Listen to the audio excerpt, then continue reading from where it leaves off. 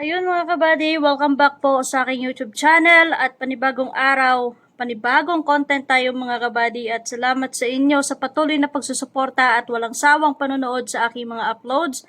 At yun yung mga kabady, wag na nating patagalin to kasi may nag-message sa akin na pinapahanap daw ako kay Kapeso.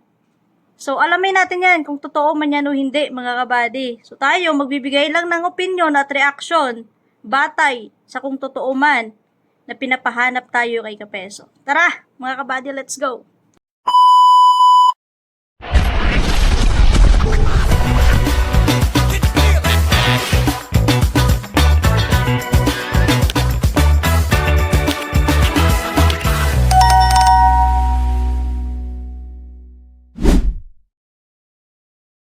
So ayun yung mga kabady, no? Pagkagising ko kanina, may nag-message sa akin na ang sabi niya, kabady, good morning po. Si Kapisot, ikaw na naman pinahanap. Ikaw may nag-uutos sa kanya dahil daw kay Tikyo. Ayun mga kabady. Kung totoo man ito, kasi hindi naman ako pumupunta sa live niya or sumisilip para makichismis doon sa live niya. Pero kung totoo man yan na pinapahanap ako kay Kapeso at kung sino man yan, good luck na lang sa inyo. At hindi naman ako nagtatago at wala naman ako pagtataguan. At kung pinapahanap nyo man ako kay Kapeso, sana mapag-isipan niya ng mabuti. Kasi siya na naman yung nasa fronty dito. Ang tanong, bakit ako pinapahanap? Dahil ba sa mga content ko kay Beyonce? Kaya ako pinapahanap? Tapos, pag mahanap ako, ano gagawin nila? Ipasalvage ako? Kung ano man yung gagawin nila para manahimik ako? Wala na. Nabuking na kayo sa mga kalokohan ninyo. Nabuking na kayo sa kasinungalingan ninyo. At kung ano man, yung magiging resulta pag mahanap ako ni Kapeso, pasensya pero sinasabi ko sa inyo, hindi niya ako mapagpirahan, hindi niya ako mapagkitaan. Ano yung magiging ending niyan? Kakasuhan ako. Kung kakasuhan niya man ako, o kung sino man yung umuutos dyan sa kanya, hindi naman yan basta-basta na makakasuhan agad. Iimbestigahan pa yan bawat upload or about content ko, about sa pamilya ng Batalero. Kung ano man yung mga nakukontent ko dito na pinanggigilan ninyo at galit na galit kayo sa akin, batay lang yan sa kung ano opinion at reaction ko. Wala akong paninira sa kanila. Kung baga, sila mismo ang sumisira sa sarili nila. Kaya nga reactor, para magre-react at magbibigay ng opinion. Pero kung nasubaybayan ninyo yung bawat content ko, maintindihan nyo kung ano yung nilalaman ng mga upload ko about sa kanila. Hindi nyo ba naiisip? Ako yung pinapahanap nyo? Na kung saan mas marami pang matataas na mga tao dyan at big time na mga tao dyan na mas matindi pa bumanat kisa sa akin, sa pamilya nila na yan? Ngayon, kung susundin ni Kapeso na hanapin ako, ano yung mapapala niya sa akin? Ano yung mahahabol niya sa akin kapag nahanap niya ako? Andito ako sa Saudi. Ako na mismo nagsasabi sa inyo, andito ako sa Saudi. Bago niya sana ako hanapin, bakit hindi niya muna harapin si Kuya Val na meron siyang kasong kinakaharap? Bakit niya papagurin yung sarili niya na hahanapin ako na kung saan nandyan na siya sa dait at siya mismo ang nakatanggap ng sabuena niya, bakit hindi siya makikipagkita kay Kuya Val at hanapin kung saan yung venue nila kahapon? Tapos sa akin ako yung ipapahanap ninyo? Bakit kayo nang gagalaiti sa akin? Na ako nagsisimula pa lang, samantala marami dyan na mas grabe pa yung banat sa pamilya na yan. Hindi nyo hinahanap? Bakit ako? Isa ba akong malaking tinik sa mga kasinungalingan ninyo? Dahil nasasapul kayo sa kung ano yung mga paninira ninyo sa Kalingap? Ako pa yung ipapahanap nyo? Ngayon, kay Kapeso, mag-isip ka. Susundin mo ang utos ng mga gustong magpahanap sa akin na idaan sa'yo? Ang tanong, kapag nahanap mo ako, ano ang magiging hakbang mo? Kapag nahanap mo ako at kakasuhan man, kung sakaling kakasuhan ninyo ako, kanino ang balik? Tapos sasabihin sa akin ng mga antay, uto-uto daw ako, nagpapagamit ako. Sino ngayon ang mas maliwanag pa sa sikat ng araw ang uto-uto at nagpapagamit? Na sinabihan ka lang na hanapin mo yung tomboy na yan, magla-live ka din para sasabihin na hahanapin din ako dahil may nagpapahanap sa'yo. Ngayon, kapag nahanap mo na nga ako, sino na naman ang madidiinan dito pag binalikan kayo? Di ba ikaw din kapeso? Ikaw yung pinafront nila dahil sa panggigigil sa akin na hindi ko alam bakit sila nanggigigil sa akin. Galit na galit. Init na init sila sa akin, mga kabady, yung mga antay. Hinay-hinay lang ha. Payo ko lang sa inyo, hinay-hinay lang sa sobrang init nyo sa akin, baka ma-overheat kayo dyan. Si Kuya ba, nandyan ka na mismo sa diet, bakit hindi mo pa hanapin para pakitain?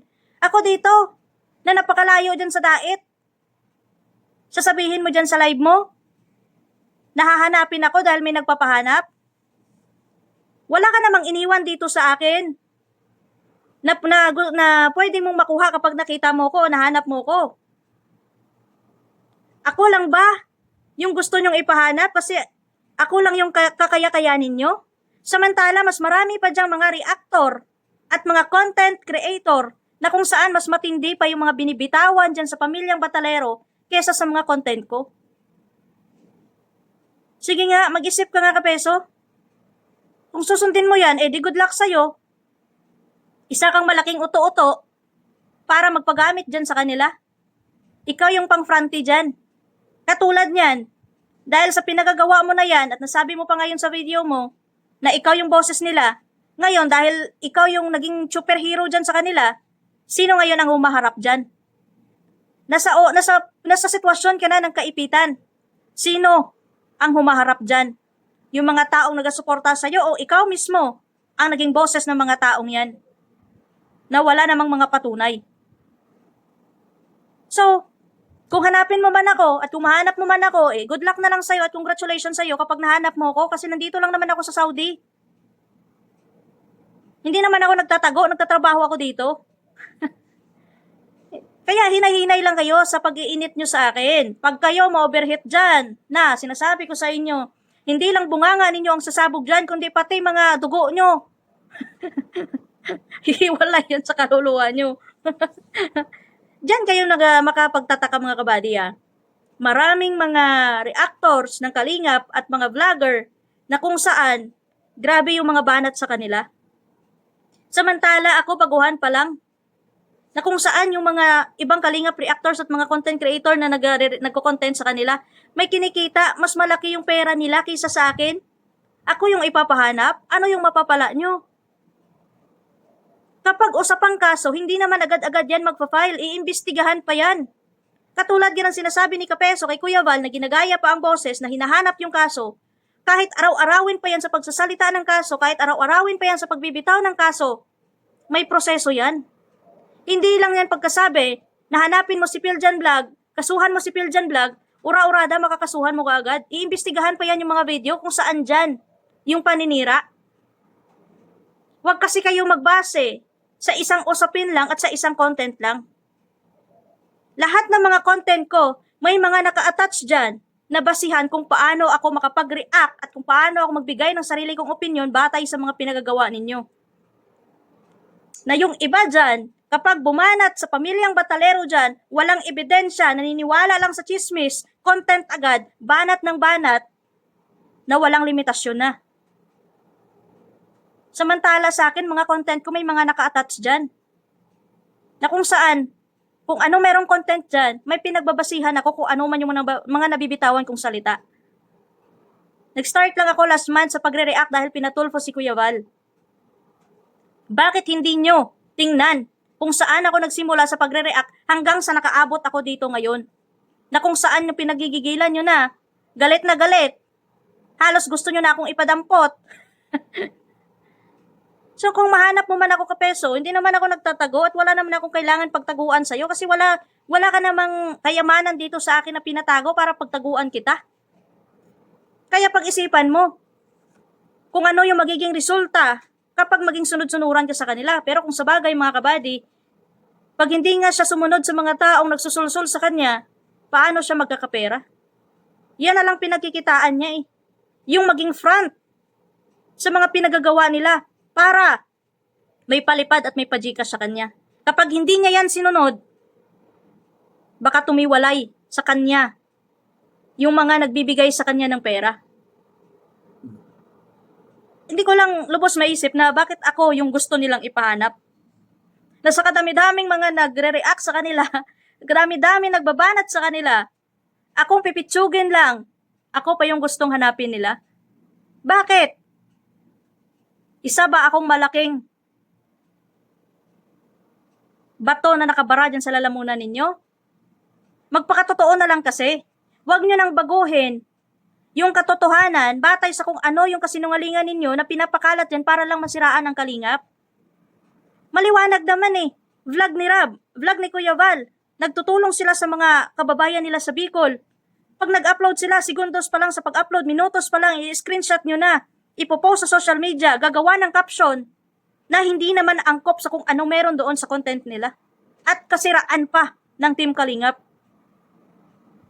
Kaya kung totoo man yan, na pinapahanap ako kay Kapeso, hanapin mo lang ako, nandito lang ako sa Saudi at hindi ako nagtatago.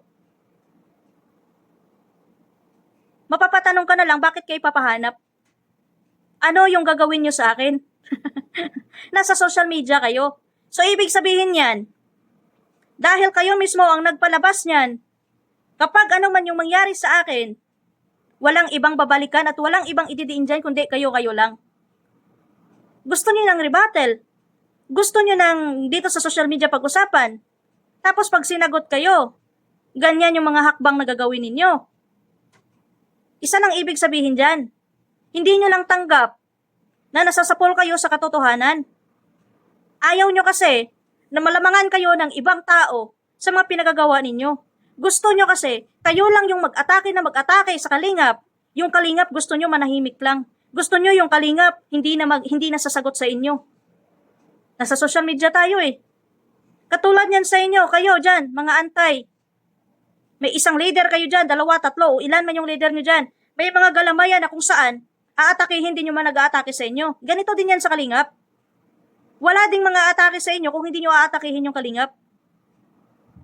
Kung ayaw nyo pala ng ganyan, bakit hindi nyo tinigilan yung Kalingap? Ilang buwan, ilang taon nyo na. Pinapaikot yung mga tao dyan maniwala sa inyo sa puro kasinungalingan ninyo. Tapos pag binalikan kayo, kayo pa yung mga hamon. Tapos pag pinalagan kayo, ayaw nyo naman harapin. Naku Kapeso, nasa sayo na yan kung sundin mo yung mga nagsusulsol sa'yo dyan na hanapin ako, pero sinasabi ko sa'yo hindi mo ikakayaman ng paghanap sa akin. Wala kang kikitain sa akin Kapeso. Sinasabi ko sa'yo. Sayang ka lang ng oras mo.